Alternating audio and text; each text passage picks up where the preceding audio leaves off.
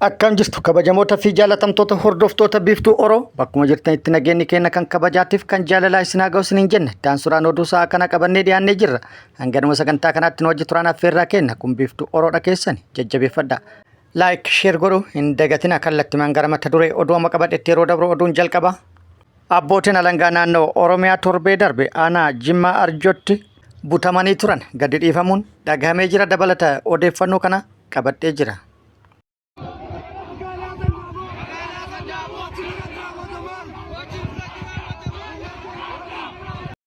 Godina Jimmaa magaalaa Sandaabotti uummanni gibira humnaa oliitii fi akkasumas qaraxa humnaa olii mormuudhaan hiriira mormii gaggeessee jira.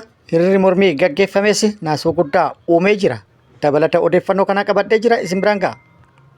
Oduun itti aanu oduu oolmaa Oromiyaati. Oduu oolmaa Oromiyaatti lolli Oromiyaa bakkoota garaagaraatti loltoota mootummaatti waraana bilisummaa Oromoo gidduutti deemaa jiru akkuma itti fufetti jira. Lola bakkoota garaagaraatti deemaa jiru irratti waraanni bilisummaa Oromoo injifannoo argadhe jedhee jira. Mootummaan gama isaatti injifannoo argatuu beeksisee jira. Guutuu odeeffannoo kana qabadhee jira isin biraan gaha. Oduu biyya alaatiin Ameerikaan lakkoofsa biyyoota lammiileen isaanii gara Ameerikaa akka hin seenne 19 ture gara 30tti ol guddiftee jirti.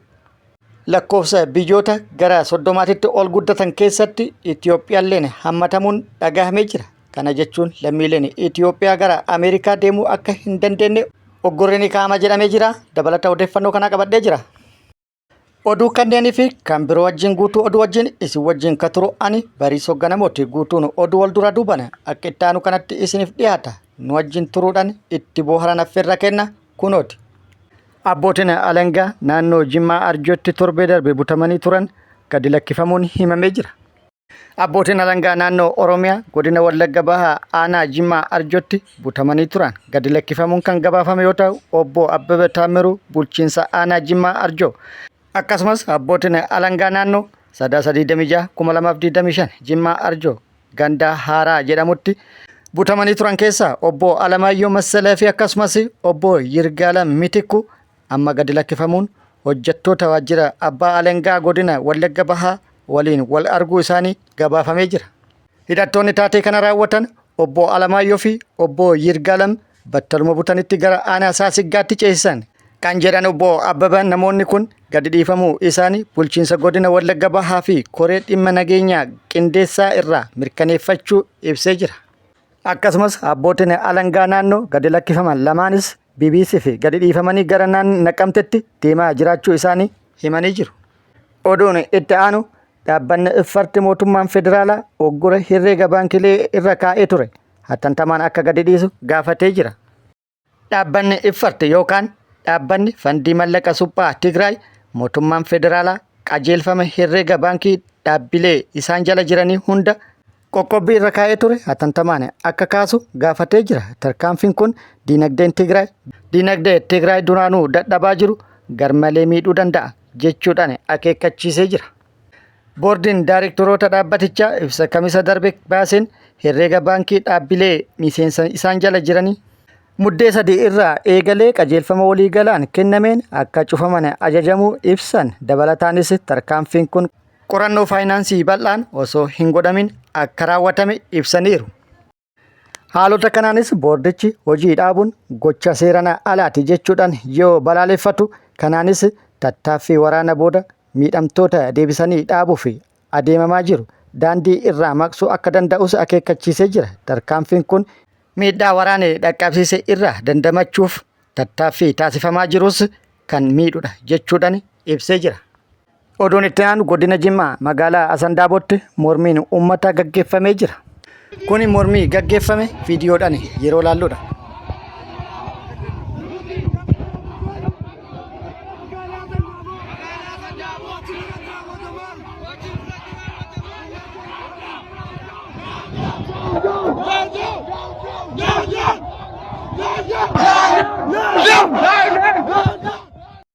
Godina Jimmaa magaalaa Sandaabotti uummanni haaluma isin argitan kanaan gibira humnaa oliitii fi taaksii humnaan olii uummataa fi daldaltoota irra kaa'ame mormuudhaan hiriira mormii gaggeessee jira. Magaalaa Sandaabotti humnoonni mootummaa barbarree kiiloogiraama tokkootiif birrii 90 kafalchiisu. Sandaaboon akkuma biyyaatittuu oomisha barbarreetiin beekamti. Yoo xiqqaate guyyaa sanbataa guyyaa gabayaa barbarree konkolaataa 40tu irraa fe'ama. Kana dura barbarree konkolaataa tokkotti birrii 8,000 qaraxama ture. Amma 600,000 itti gaafatan. 600,000 konkolaataa tokkotti barbarreedhaaf kafaluu jechuun immoo roorroo ija baase jechuudhaan uummanni karaa irratti ba'uudhaan mormii gaggeessee jira. Erga uummanni karaa irratti ba'ee mormii gaggeessee booda qondaaltonni mootummaa godinarraa dhaquudhaan uummata waliin marii gaggeessuunis himamee jira.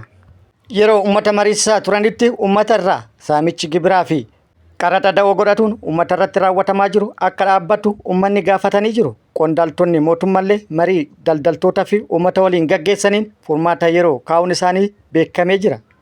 Uummanni immoo furmaata battalaa osoo hin taane furmaata waaraa barbaanna jechuudhaan yaada isaanii dhiyeessuulleen dhagahamee jira. Walumaa galatti haalli gibiraa fi taaksii guutuu biyyattii keessatti yeroo ammaa kana uummata irratti kaa'amee uummata irratti fe'amee itti dalagamaa jiru baay'ee yaachisaa fi uummata humnaa olitti ta'uudhaan rakkoo garaagaraatiif saaxilaa kan jiru ta'uun ni beekama. Kana mootummallee ni beeka. Qaala'insi jireenyaa akka jirutti ta'ee gibiraa fi qaraxa humnaa olii uummata irratti dabaluun rakkoo irratti dabaluu ta'uudhaan jireenya biyyattii jeeqee jira. Qaala'insa jireenyaa biyyattii haala malee miidhaa jiruuf mootummaan furmaata kaa'uu hin dandeenye. Qaala'insa jireenyaa to'atuun hin danda'amne doolaarri dabalaa deema. Har'a doolaarri tokko birrii Itoophiyaa 182 gahee jira. Kana jechuun immoo biyyattiin gara dinagdeetiin rakkoo hamaa keessa jiraachuu fi hooma tokkollee godhuu sadarkaa hin geenye irra akka dhaqqabde waan agarsiisu jechuudhaan hedduu yaada kennanii jiru. Kun akkuma jirutti ta'e hiriirri mormii har'a magaalaa Asandaabotti gaggeeffame immoo naasuu guddaa kaabinoota mootummaatitti uumee jira. Sababni isaas akkuma guutuu biyyattiitti gibiraa fi qaraxni humnaa olu uummata irratti fe'amee waan jiruuf guutuu biyyattiitti haaluma wal fakkaatuun fincila kaasuu danda'a jechuudhaan sodaan guddaan waan jiruuf. Oduun itti aanu oduu oolmaa Oromiyaati. Oduu oolmaa Oromiyaatti lolli Oromiyaa guutuu keessatti loltoota mootummaatiif waraana bilisummaa Oromoo gidduutti deemaa jiru akkuma itti fufetti jira. Waraanni bilisummaa Oromoo bakkoota garaagaraatti tarkaanfii fudhataa jiruun milkaa'ee jiru. Mootummallee bakkoota garaagaraatti tarkaanfii fudhataa jira jechuudhaan injifannoo argatu beeksisee jira.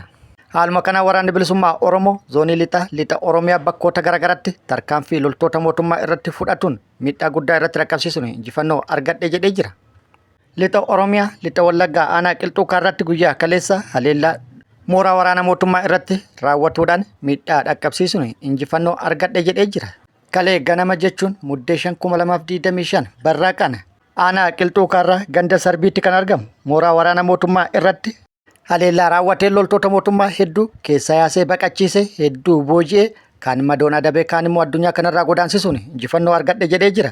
Mooraa keessaa yaasuudhaan mooricha guutumaan guututti to'atee qophii waraanaa hedduu mooricharraa booji'uun meeshaa waraanaa hedduu irraa hiikkatuun injifannoo argadhe jedhee jira. Haaluma wal fakkaatuun achuma lixa Oromiyaa godina Iluu Abbaa Booraa aanaalee garaagaraa keessatti tarkaanfii loltoota mootummaa irratti fudhateen miidhaa guddaa dhaqqabsiisuun injifannoo argadhe jedhee jira. Godina Iluu Abbaa Booraa aanaa Algee Saachitti haleellaa humnoota mootummaa irratti raawwateen humnoota mootummaa hedduu hojiin ala taasisuun injifannoo argadhe kan jedhu yoo ta'u, achuma aanaa biraa aanaa Billoo Noophaa jedhamutti tarkaanfii humnoota mootummaa irratti fudhateen humnoota mootummaa irratti miidhaa dhaqqabsiisuun hedduu addunyaa kanarraa godaanse hedduu madeessuun akkasumas meeshaalee waraanaa hedduu irraa hiikkatuun injifannoo argadhe jedhee jira. Achuma lixa Oromiyaatti guyyaa kaleessatiif dheengadda lola bakkoota garaagaraatti gaggeeffamaa oole irratti waraanni bilisummaa Oromoo loltoota mootummaa hedduu booji'uun akkasumas miidhaa qaamaa fi kan lubbuu irratti dhaqqabsiisuun injifannoo argatu beeksisee jira. Loltoota booji'eessi yeroo haasofsiisu yookaan intarvii taasisu miidiyaa hawaasaa kana irraa hedduu naanna'aa turee jira. Gama biraatti waraanni bilisummaa Oromoo humna haaraa leenjisaa ture eebbisuu itti fufee jira. Haaluma kanaan kibba Oromiyaatti humna haaraa yeroo dheeraaf ga'umsaan leenjii siyaasaatiif leenjii loltummaa sadarkaa garaagaraatti kennaa ture xumursiisuun eebbisee jira. Eebba kana kan raawwate leenjitoota haarawaatii fi akkasumas humnoota dirreerra turan irra deebi'ee leenjisuudhaan leenjii ga'umsaa sadarkaa barnoota garaagaraatti leenjisaa ture xumursiisuun eebbisee jira. Gama mootummaatti humnoonni mootummaallee bakkoota garaagaraatti tarkaanfii namoota irratti fudhataa jiran itti fufanii jiru. Haaluma kana lixa Oromiyaatti fi akkasumas kibba baha Oromiyaatti tibba kana haala adda ta'een maqaa garaagaraa namootatti maxxansuudhaan haleellaa raawwataa turaniin lubbuu namoota hedduu galaafatanii jiru. Lixa Oromiyaa aanaa Gullisotti maqaa tarkaanfii jedhuun haleellaa namoota irratti raawwataniin maatii nama tokkoo nama 5 lubbuu galaafatanii jiru. Walumaa galatti aanaa Gullisotti tarkaanfii tibbana namoota nagaa irratti raawwatameen guyyaa 10 keessatti namoonni 11 lubbuu dhabanii jiru. Haaluma wal fakkaatuun kibba baha Oromiyaa aanaa Muneessatti haleellaan namoota nagaa irratti raawwatamaa jiru cimee itti fufuu jiraattonni kan himan yoo ta'u, guyyaa kaleessatti fi dheengaddaa namoota hedduu irratti haleellaan raawwatame miidhaan lubbuu akka dhaqqabes himanii jiru. Walumaa galatti humnoonni mootummaa guutuu Oromiyaa keessatti kallattii hundaan maqaa tarkaanfii fudhatuu jedhuun badii tokko malee namoota nagaa irratti haleellaan raawwatamaa jiru cimee itti fufee jira. Kibba Oromiyaa, kibba baha, giddugala Oromiyaa akkasumas lixa Oromiyaatti haala baay'ee nama yaaddessuu fi adda ta'een namoota nagaa irratti haleellaan raawwatamaa jiru cimee itti fufuun baay'ee kan isaan yaaddesse ta'u jiraattonni maddeen odeeffannoo garaagaraatii yaada kennaniin ifoomsanii jiru. Oduu biyya alaatiin Ameerikaan lammiilee Itoophiyaa gara Ameerikaa akka hin seenne qoqqobbii kaa'uuf akka deemtu beeksiftee jirti. Kana dura Ameerikaan lammiilee biyyoota 19 gara Ameerikaa akka hin seenne kan daangessitu ta'uu beeksiftee turte. Amma immoo lakkoofsa biyyoota lammiilee isaanii gara Ameerikaa akka hin imalle yookaan akka hin seenne daangessitu gara 30tti guddisuun isii beekamee jira. Itoophiyaanis biyyoota boodarraa dabalaman keessaa takka taatee jirti. Kun akkuma jirutti ta'e kana booda lammiileen Itoophiyaa gara Ameerikaa imaluun kan hin dandamne ta'uu odeeffannoon maddeen garaagaraa ifoomsee jira. Biyyoonni akka Afrikaatti gara Ameerikaa akka hin imalle liistii biyyoota 11 boodarra ba'e keessatti hammataman keessa Itoophiyaa, Angoolaa, Taanzaaniyaa, Masrii fi akkasumas kan biroollee ni jiran jedhamee jira. Haala odeeffannoo amma jiruutiin dippiloomaatiik viizaa yoo argachuun kanaan booda rakkisaa ta'uu akka danda'u tilmaamamee jira. Sababni isaa guddaan qulqullina paaspoortiitii fi piroosesa isaatiin kan walqabate akka ta'es ifoomee jira. Rakkoon guddaan paaspoortii walqabatee jiru immoo malaammaltummaa hamaa akka ta'es eeramee jira. Oduun itti aanu Keeniyaan Ameerikaa waliin walii galtee qarqaarsa yaala fayyaa addaa walii mallatteessanii jiru.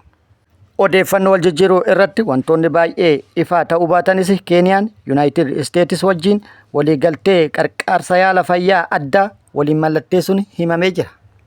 Walumaa galatti Keeniyaan Ameerikaa waliin walii galtee waggaa 5 kan seera qabeessa jedhame kan tajaajila fayyaa irratti xiyyeeffate walii mallatteessanii jiru.